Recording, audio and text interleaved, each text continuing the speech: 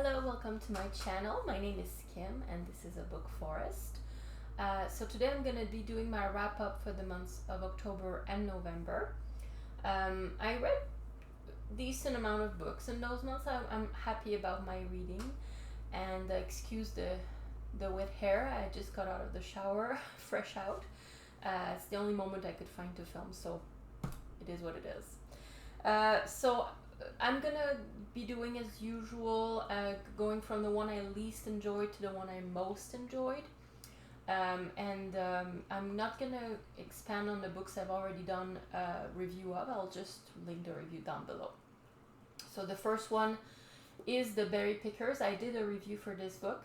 So it's my least favorite book of the month, but I still enjoyed it. It's a 3-star. It's just that it's not my type of novel that I usually read. It's not my jam. It's more literary fiction, so there's a lot of emotions, a lot of introspection, um, family squabbles or family events. So for me, it's nice. I enjoyed that, but not just that. I mean more action. So this one had a little less action than I usually like. But it's very well written and it's quite interesting. So I'll leave a link to the review I did about it down below. Then there was Yumi and the Nightmare Painter by Brandon Sanderson. I gave it 4 stars. So you see, I had a really good reading month because my least favorite book is a 3-star, and I enjoyed those 3 stars as well. So Yumi is kind of my least favorite of all the secret projects I've read. I've read all the ones in the Cosmere. It was good. It's not necessarily the type of characters I like to follow that much. The plot, the magic system, the world building is very original, very nice. The twist is always great with Sanderson, so the ending is crazy but enjoyable. It's just that Yumi and the Nightmare Painter, they're quite lonely people in their own way. One is lonely because he's alone, and the other one is lonely surrounded by people. But they're kind of teenagers and, squabbling teenagers. It's just not necessarily the type of book I super like. So that's why it's a bit my least favorite of the 3 I've read of the secret projects. But it's still very good. I mean, Sanderson hasn't done anything. I haven't read anything bad by Sanderson that I did not enjoy at all. So he's great. I love him.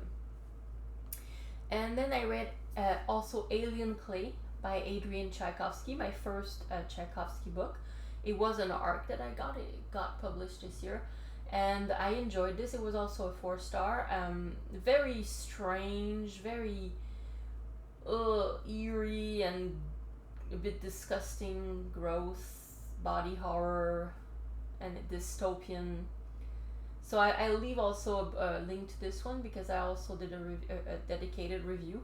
But yeah, it wasn't what I expected. I expected more jungles, like exploration of an alien planet, and less politics. But yeah, if you enjoy politics in your books, like a dystopian 1984, but in an alien planet, then go for it. It's great. And there's also body horror in there. It was disgusting in a good way. And then I read also for a spooky season that my read was Carmilla. It's one of the novellas in this bind up by Sheridan Le Fanu. So Carmilla is not very long, and it's one of the first vampire stories that are written. It predates Dracula for sure, and very creepy. The writing is classic, like a 19th century, very verbose, but I love that. I really like this. So I gave it 4 stars as well. So I had heard of Carmilla, that it's a vampire story that's a lesbian vampire story, but some people call it a love story, and I'm worried about you because it's so not a love story. It's not. It's toxic. It's a predator. Basically, Carmilla is a predator. Absolutely. I mean, I don't know how you can see it any other way. She's grooming the young girl who's very lonely, so she's love bombing her a bit. I kind of saw some kinds of love bombing in there, and she's kind of gaslighting her too. It's all the works. Yeah, it's very good. Um, I would not want to be stuck because the young protagonist is stuck in a manor in the middle of nowhere with her aging father, and she's grown up there all on her own. She's not had any friends her age, and at the beginning of the story, there's a carriage accident, and there's a young girl who gets thrown out of the carriage, and they rescue her and bring her back home, and she's similar age and very beautiful. And then our protagonist Laura is so over the moon about this that she has now a companion. She can take care of her, and the companion is a bit extra strange, and also like she says she sleeps till very late during the day. She wakes up really late, and she locks her door at night. And there's all sorts of strange things going on, and the young girl is just, I feel like she's kind of disgusted a bit because Carmilla is way too invasive of her space. She's forward, she's very affectionate, very emotional, and Laura is at the same time attracted to that but also repulsed by it. So I think the part where she's repulsed by it is her true self sort of coming out and saying like, what is going on? The other part is more like the one she's being lulled or hypnotized or fascinated by a predator. So yeah, worth a read for sure. I'm sorry I went on too long about this.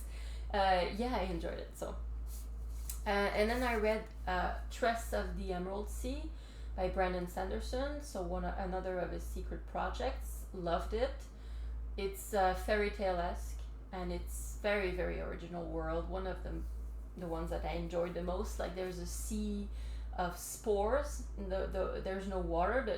The spores are what makes the seas, and there's different types of spores.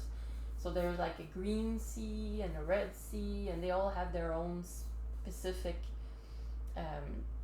characteristics. And Tress is a young girl who lives on an island, a very dreary place, but she's always been there with her family, so she's kind of happy. She's not looking to leave at all. Like, it's not. First of all, she can't. People who live there are not allowed to leave. And second of all, there's a young man that she likes in there. But then said young man has to leave the island against his will, and then he disappears. So she's kind of set up on an adventure to go and rescue him. So she's the rescuer. That's really interesting. There's also nice twists in this story, and very ragtag crew on a ship. So yeah, if you enjoy like anything set on a ship, I would highly recommend this. If you enjoy Last Unicorn, I'm Afraid You've Got Dragons, Princess Bride, obviously, I think it was inspired by Princess Bride as well. So if you enjoy all of that, I would definitely recommend you pick up Tress if you haven't already, because everyone has read it. And then my next read that I enjoyed very, very much, this was a 5-star. Tress I gave 4 stars. So The Sunlit Man by Brandon Sanderson, my favorite secret project. I love this because it's more linked to, I would say, one of the planets that we've visited in one of the series that I really love. I'm not going to say more. And one of the characters is someone we've seen before. If you've read any of the previous series by Sanderson, I would recommend that. Like, don't go into this without having read the main series. You can still read it, but it would be less impactful, I think. And it's set in the far future. I think it's set after Stormlight Archive. So on a very interesting, very hellish kind of world is dominated by a sun that burns everything, and the planet is small, and it rotates so that you have to kind of run away from the sun. I've seen that before on in 2312 by Kim Stanley Robinson. They are on Mercury, like they're kind of running away from the sun, not to get burned. So that was interesting, and it's extremely fast paced, that one, and I really enjoy fast paced books once in a while. It's just so much action packed into it, and the main character, and also all the peripheral character he meets along the way are just so lovely. There's like, of course, there's bad guys, but the main characters that are in this world are just so lovely. Like, their society is very interesting. It has developed differently because of their special circumstances. So they're all not exactly like the feral humans that we're used to. And it was heartbreaking as well. There's heartbreaking stuff in there, so I got emotional a few times. Always a plus. Definitely my favorite. And then I would say it's tied because I haven't finished it. It might top The Sunlit Man. I'm sort of almost, like, not halfway through. I'm more than halfway through this Fianna Vaugh Tapestry by Guy Gavriel Kay. It's a trilogy contained in this, and I had no expectation when I picked it up, because everyone says that it's one of his least one of his softer, like, least strong books, and I'm just enjoying it so much. So I cannot wait to see what he does in his other books. I think that this one is quite different, but it's classic fantasy. It's portal fantasy, which is not usually my favorite, but in this he makes it work. He's just such a good writer. He made me love the characters right away, which is not easy. I got invested, and all the characters are very different, and you kind of know each one. Each of their personalities is very well defined. Their struggles and what they're good at. So it's very well done. And so you have your people from Toronto. They're like students at the University of Toronto in Canada, and they get kind of dragged into this Fianna Vaugh world. It's kind of portal fantasy, so all the words are linked, and they have roles to play in this world, and they find things that they had probably needed in their own lives, or they find very real struggles or challenges that they have to overcome. At first I thought it was going to be light-hearted, but no, there's heavy subject matter in this. The end of book 1, The Summer Tree, I was not expecting that. Very harsh, so be careful. Otherwise, the world itself is lovely. The characters are just amazing. The interactions that the outsiders have with the local people, like they're all having their own interactions, is just amazing. And also their personal interactions between each other. Like, some of them are friends. I guess 5 people that go in. Some of them were already friends. Some of them were ex-lovers or lovers. And some, like, there was one guy who's just basically he knows them, but he's in the group by accident almost.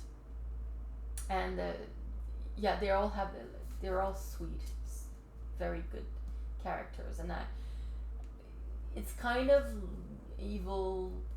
good versus evil. So I would say that it's not that much complexity to it. It's not grim dark or anything. Great characters. I prefer classic fantasy, so that's perfect for me.